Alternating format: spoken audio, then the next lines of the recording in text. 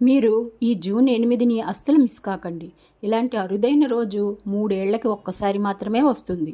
ఈ జూన్ 8, 2026 సోమవారం నాడు అధిక జ్యేష్ఠమాసం కృష్ణ జన్మాష్టమి. కృష్ణుడి జననం భాద్రపద మాసం అష్టమి రోజు జరిగినది. అందుకే ప్రతి నెలా వచ్చే కృష్ణపక్ష అష్టమి రోజున మాసిక జన్మాష్టమి జరుపుతారు. కానీ ఈ జూన్ 8న అధిక మాసంలో వచ్చిన జన్మాష్టమి కాబట్టి దీని ప్రాముఖ్యత 1000 రెట్లు పెరుగుతుంది. ఈరోజు మీరు ఏమి కోరుకున్నా అది ఖచ్చితంగా నెరవేరుతుంది.